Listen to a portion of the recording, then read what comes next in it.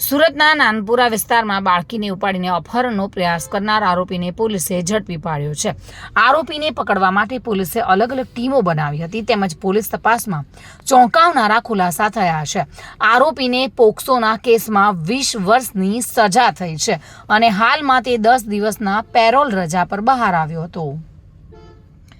સુરતના નાનપુરા વિસ્તારમાં 10 નવેમ્બર 2024ના રોજ રાત્રિના સમયે માતા સાથે 5 વર્ષની બાળકી સૂઈ રહી હતી અને ત્યારે રાત્રિના 12:15થી લઈને 1 વાગ્યાના સમયગાળા દરમિયાન સફેદ શર્ટ અને બ્લેક પેન્ટ પહેરેલો અજાણ્યો ઈસમ ત્યાં આવ્યો હતો અને ઘરમાં પ્રવેશી 5 વર્ષીય બાળકીને ઉપાડીને ભાગ્યો હતો। આ દરમિયાન યુવકને ઠોકર વાગતા તે અને બાળકી નીચે પટકાયા હતા। બાળકી રડવાનું ચાલુ કરતા તેનું મોઢું દબાવી અડપલા પણ કર્યા હતા। દરમિયાન ત્યાં લોકો જાગી જતા તે બાળકીને મૂકીને ફરાર થઈ ગયો હતો। આ સમગ્ર ઘટનામાં સીસીટીવી ફૂટેજ પણ સામે આવ્યા હતા। આ મામલે અઠવા પોલીસે ગુનો નોંધી વધુ તપાસ હાથ ધરી છે। જો કે એસીપી વિજય મલ્હોત્રાએ જણાવ્યું હતું કે આ ઘટનામાં આરોપીને પકડવા માટે પોલીસે અલગ અલગ 6 જેટલી ટીમો પણ બનાવી હતી અને તેમજ આરોપીને પકડવા માટે પોલીસે 150 જેટલા સીસીટીવી પણ ચેક કર્યા હતા। ગણતરીના કલાકોમાં જ આરોપી જમીલ ઉર્ફે જમ્મુ રજાક ખાન પઠાણને ઝડપી પાડવામાં આવ્યો હતો। આરોપી હાલ 10 દિવસની પેરોલ રજા પર લાજપોર જેલથી બહાર આવ્યો હતો।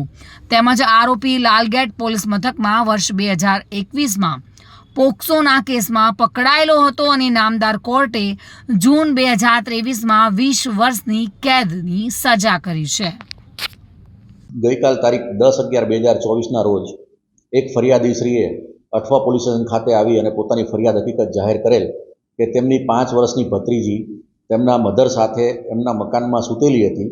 ત્યારે રાત્રિના આશરે 12:15થી લઈ અને 1 વાગ્યાના સમયગાળા દરમિયાન એક સફેદ શર્ટ અને બ્લેક પેન્ટ પહેરેલો અજાણ્યો ઈસમ ઘરમાં પ્રવેશી અને એમની ભત્રીજી જે 5 વર્ષની છે એને ઊંચકી અને લઈને ભાગવા જતા અને રસ્તા ઉપર પડી જતા અને દીકરીએ રડવાનું ચાલુ કરતા તેનું મોઢું દબાવી અને એની સાથે અડપલા કરેલા અને દરમિયાન પબ્લિક જાગી જતા એ ઈસમ ત્યાંથી દીકરીને પડતી મૂકી અને નાસી ગયેલો।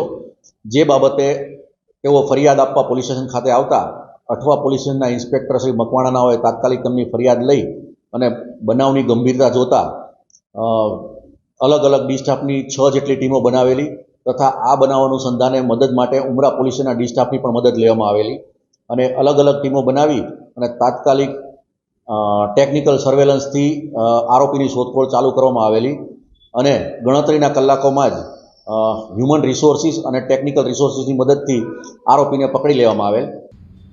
સુનિલ ગાંજાવાલા સાથે bureau report, today Gujarati news.